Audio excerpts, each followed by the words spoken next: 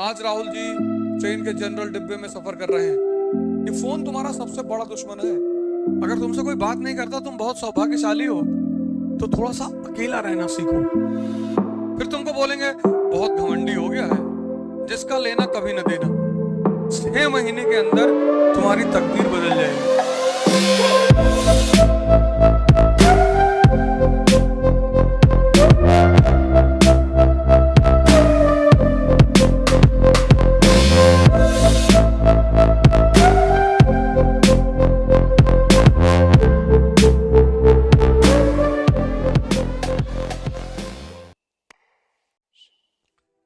ये एक ऐसा शब्द है, ये जो आदमी को भगवान बनाने की क्षमता रखता है। तुम देखो, जो लोग तपस्वी हैं, साधना करते हैं, वो हमेशा एकांत खोजते हैं। और अगर दुनिया में नहीं मिला तो पहाड़ों में चले गए, जंगल में चले गए। ये हर आदमी के लिए है ही नहीं है। ये चीज हर आदमी के लिए है ही नहीं। कुछ लोग तुम देखो मंदिर में बात करेंगे, बैठ के पूजा चल रही बात करेंगे, मस्जिद में बात करेंगे, क्लास में बतियाते रहेंगे। वो बिना बात किए रह ही नहीं सकते। वो उनकी प्रॉब्लम नहीं है, इसकी प्रॉब्लम है। वो कहता कहां कंसंट्रेट हो रहे हो, तुमको तो भीख मांगना है, तुम क्या कर रहे हो ये सब।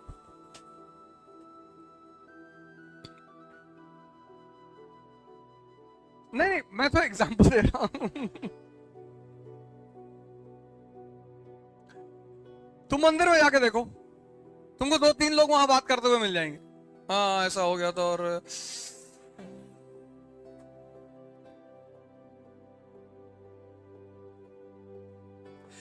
ये सब आदमी के लिए है ही नहीं। आइसोलेशन का मतलब यह है कि तुम कुछ सोच रहे हो, कुछ क्रिएट कर रहे हो, कुछ करने का प्रयास कर रहे हो। जहां तुम अपने आप को इस्तेमाल करने की क्षमता नहीं रखते, तुम्हें दूसरा आदमी चाहिए। दूसरा मतलब समय काटना। क्योंकि जिसको भी क्रिएशन करना है वो तो अकेले रहेगा। पढ़ना है, सोचना। अकेले का मतलब ये नहीं है कि आप सारे समाज से झगड़ा कर लें। समाज के साथ रहें, उधार मांगते रहें सबसे, कोई आपसे वैसे ही नहीं मिलेगा। हमसे कोई ज्यादा मिल लेता है, मैं उससे पैसा मांग लेता हूं कि यार 10 लाख रुपया दे दो, वो उसके बाद आता ही नहीं। बहुत सही रास्ता खोजा मैंने, हमसे 2 बार से ज्यादा कोई मिला, मैं सीधे कहता हूं यार 10 लाख रुपया दे दो यार। फिर सोचो 10-12 लोग दे दे तो अमेरिका टहलाएं, क्योंकि वापस तो करना है नहीं। जिसका लेना कभी न देना।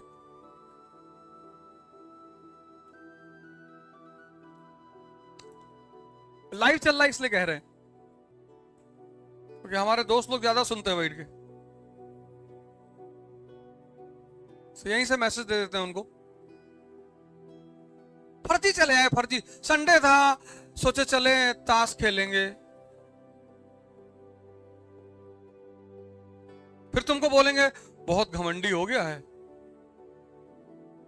किसी से मिलता नहीं। क्यों मिले? इसलिए तो प्रोटोकॉल बनाया गया राजा के लिए कि राजा जिससे चाहेगा उससे मिलेगा, तब राजा से नहीं मिलेंगे। अब यही तुम्हें इस शहर के एसपी और डीएम से दरवाजा खोल दिया है, इनकी इज्जत ही खत्म हो जाए, इसीलिए प्रोटोकॉल बनाया गया है।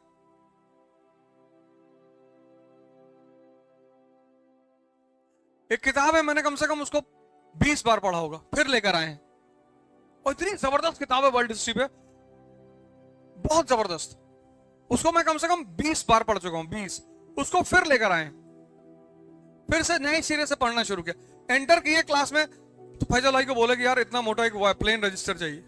फिर नोट्स बनाएंगे, फिर पढ़ेंगे, फिर नोट्स बनाएंगे, फिर उसमें से मटेरियल निकालेंगे। और मैं दावे के साथ कहता हूं कि फिर मुझे 10-12 नए पॉइंट मिल जाएंगे। ये जितनी चीजें आज मेरे पास हैं, वो पढ़ाई की वजह से ही तो है। जो चीज तुम्हें सूट करने लगे उसको छोड़ो मत। जो भी चीज तुम्हें सूट करने लगे उसको छोड़ो मत। अमेरिका को आइसोलेशन कितने साल का मिला? 135 साल का। इस्तेमाल किया उन्होंने अपने इंटरेस्ट में इस्तेमाल किया। इंडिया को 1 साल का आइसोलेशन नहीं मिला। 1947 में इंडिया पैदा हुआ, 48 में पहला वॉर, 62 दूसरा वॉर, 65 तीसरा वॉर, 71 चौथा वॉर, और प्रॉक्सी वॉर चल रहा है। तब भी इंडिया आज दुनिया में इकोनॉमिक और पॉलिटिकल पावर है।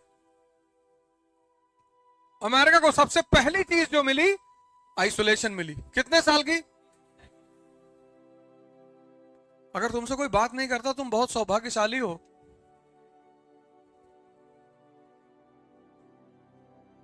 क्योंकि इस खेल में पढ़ना तो सिर्फ 7-8 घंटे है। दिल्ली से इलाहाबाद 200 रुपए की टिकट है जनरल की। किसी भी ट्रेन में बैठो, जनरल में 200 रुपए की टिकट है, और एसी फर्स्ट क्लास की टिकट है 3000 रुपए की। और हवाई जहाज में बैठ के आओ तो 8000 रुपए की। तो वो जो 3000 रुपए ले रहा है ना 200 के बदले, वो तुमको आइसोलेशन दे रहा है 12 घंटे का। उस 12 घंटे में तुम अपने कूपे में बैठकर अपना काम कर सकते हो, पढ़ सकते हो, कुछ अपने लिए कर सकते हो। तुम जनरल क्लास में नहीं बैठ सकते। यहां से लंदन का टिकट इकोनॉमी क्लास का 50,000, 60, एमिरेट से चले जाओगे 80, बिजनेस क्लास 2 लाख रुपए का। वो तुम्हें 10 घंटे का आइसोलेशन देता है। ये चीज तुम सीखो। अगर तुम्हें राजा बनने का सपना है तो थोड़ा सा अकेला रहना सीखो। 10 घंटा दिन का जिस दिन तुम खुद को देने लगोगे, खुद को 10 घंटा, 6 महीने के अंदर तुम्हारी तकदीर बदल जाएगी। तुम देखो, मैं क्लास लेता हूं कहीं भी, मैं अपना फोन अपने पास नहीं रखता। और अगर मैं फोन रखना शुरू कर दूं भाई साहब, तो क्लास हो ही ना पाए। मैं वॉक करने आता हूं, फोन लेके नहीं आता। फैजल भाई से पूछो। मैं पढ़ाऊंगा, ये फोन तुम्हारा सबसे बड़ा दुश्मन है। इसने तुमको इतना डिस्ट्रैक्शन दे दिया, इतना, और तुमको उस बात का एहसास नहीं हो रहा। कभी बहुत इमरजेंसी आ गई, मैंने फोन अंदर रख लिया, वरना मैं इतने दिन से मैं यहां पढ़ाने आता हूं, तुमने कभी नहीं देखा होगा कि मेरा फोन मेरे साथ रहा हो। क्लास में हूं तब तक फोन बाहर रहेगा।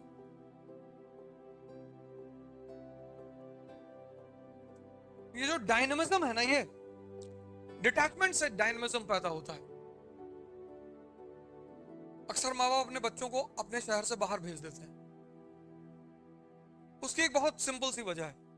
तुम्हारा जो शहर है, जहां तुम पले बड़े हो, पैदा हुए हो, वहां 3 लोग हैं। एक तुम्हारे पड़ोसी, एक रिश्तेदार, एक दोस्त। अब वो बहुत जरूरी है लाइफ में। भाई मेरे फादर की तबीयत खराब हो गई थी, तो तुरंत मेरे जितने दोस्त शहर में मौजूद हैं सब मेरे घर पहुंच गए। तो उनके घर में कोई बात होगी तो मैं नहीं जाऊंगा, जाना ही पड़ेगा। इसलिए माँ बाप क्या करते हैं कि तुम्हें शहर से बाहर भेज देते हैं। शहर से बाहर भेजने का सबसे बड़ा उद्देश्य यही होता है कि तुम्हारा जो सोशल अटैचमेंट है वो खत्म हो जाए। तुम मान लो मैनपुरी के रहने वाले हो, कानपुर में रह के पढ़ रहे हो, तो तुम्हारा समाज तो मैनपुरी में है ना। यहां तुम भेजे गए हो पढ़ने के लिए, यहां तुम्हारा समाज ये क्लास ही है। इस क्लास से बाहर अगर तुम समाज बनाए तो तुम गए।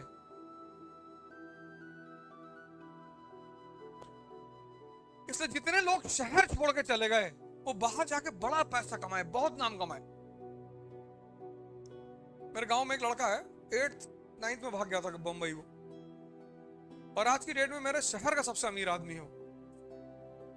एक फ्लोर फ्लैट नहीं, एक फ्लोर रखा है सिर्फ गोंडा वालों के लिए। एक गाड़ी, एक ड्राइवर मुंबई में, कि गोंडा के लोग आए तो भैया इनको घुमाओ, समंदर वंदर दिखाओ ले आके, और बीच में जाए तो धक्का भी दे देना।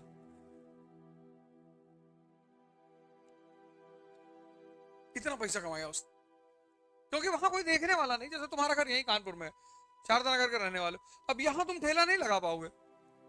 यहां तुम मजदूरी नहीं कर पाओगे, यहां सब तुम्हें देखने वाले हैं। जहां डिटैचमेंट है वहां डायनेमिज्म है, ज्यादा समय है, ज्यादा ऊर्जा है, ज्यादा शांति है। तुम व्हाट्सएप खोलो, ट्विटर खोलो, अभी जैसे खोलोगे कोई न्यूज आ जाएगी, ये देखिए बांदा में दलित युवक को सड़क पर घसीटते हुए। फिर शाम होगी, फिर तुम्हें पता चलेगा ये देखिए एक ब्राह्मण स्त्री के साथ बदतमीजी करते हुए मुस्लिम युवा। यही सब तो खबर आ रही है, इसके अलावा भी कोई खबर आ रही? यही आ रही। आज राहुल जी ट्रेन के जनरल डिब्बे में सफर कर रहे हैं। 24 का इलेक्शन भी तो आ रहा है? हाँ हाँ, कुली वाला। हमें लगा पिक्चर बना रहे हैं, पहले हमें यही लगा कि किसी फिल्म की शूटिंग वूटिंग चल रही शायद। ठीक है, सब नेता ऐसा करते हैं, कोई वही थोड़ी कर रहे हैं, सभी करते हैं। मोदी जी नहीं करते हैं? वो भी करते हैं। काम करने वालों को जाके पैर धुल रहे हैं, औरतों का पैर छू रहे हैं, वो भी तो यही सब। कौन नहीं करता है? अरविंद केजरीवाल पहुंच गया छत्तीसगढ़ में, एमपी में, कहे मामा को भूलो चाचा आ गया, कहे नहीं? तो सभी करते हैं, वो कोई एक आदमी थोड़ी करता है। पब्लिक इनोसेंट है तो नेताओं को यह सब नाटक करना पड़ता है। पब्लिक जिस दिन समझदार हो जाएगी उस दिन मार के भगा देगी इन लोगों को कि भागो यहां से। तुम्हारे बाद जो जनरेशन आ रही है, जो इस वक्त क्लास 12th में है, वो बहुत खतरनाक एआई जनरेशन है, वो आर्टिफिशियल इंटेलिजेंस वाली, वो बहुत डेंजरस जनरेशन है। कुछ भी कोई भी कांड करवा सकती है वो सोशल मीडिया पे। तुम्हारे बाद जो अभी लड़के 12th में है वो सब बहुत डेंजरस लड़के हैं, और वो सब जातिवाद और सब, उनकी जनरेशन जब वोट करने आएगी, मतलब 29-34 का इलेक्शन बहुत अच्छा इलेक्शन होगा हिंदुस्तान में। शानदार लड़के हैं, पढ़े लिखे सब, दिन भर लैपटॉप पे बैठे हुए, उनकी दुनिया ही अलग है। इंग्लिश, जर्मन, फ्रेंच, पबजी खेल के चल जर्मनी में फेयर कर रहे हैं।